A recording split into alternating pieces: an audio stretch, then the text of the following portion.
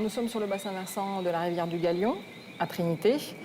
C'est un bassin versant qui a une surface de 45 km² et qui est représentatif de phénomènes particuliers qu'on veut étudier dans un milieu tropical humide ici à la Martinique.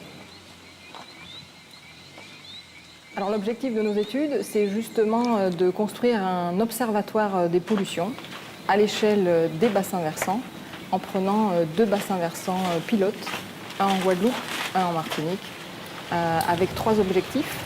D'abord, d'essayer de comprendre les phénomènes de transfert des polluants des parcelles vers les rivières, les nappes et les organismes vivants. Ensuite, d'essayer de trouver des solutions, en particulier avec les producteurs, pour essayer de résoudre ces questions de pollution et d'aller vers des systèmes beaucoup plus écologiques.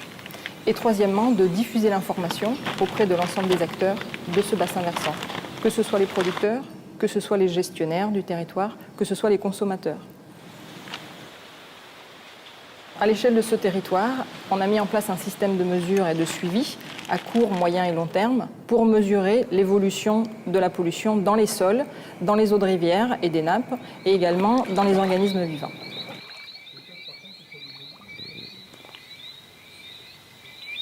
Alors, les polluants qui sont mesurés sur ces différents supports, le sol, l'eau ou les organismes vivants, sont des pesticides majoritairement, donc ce qui est utilisé en agriculture pour traiter les ravageurs ou les maladies des cultures. Alors dans ces familles, il y a bien sûr les herbicides, les insecticides et également les fongicides. Ce bassin versant est un territoire pilote sur lequel on va caractériser l'ensemble des pollutions des sols et des eaux par des cartographies.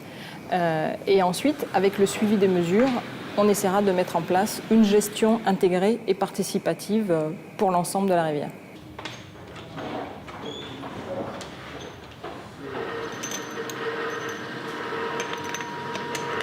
Au final, l'objectif, c'est d'arriver sur une gestion intégrée de ce territoire, c'est-à-dire qui prend en compte toutes les facettes du développement, des questions qui peuvent se poser à l'échelle justement du territoire et non plus de la parcelle. Et donc, ça intègre des études en agronomie, en hydrologie, en sociologie et en économie.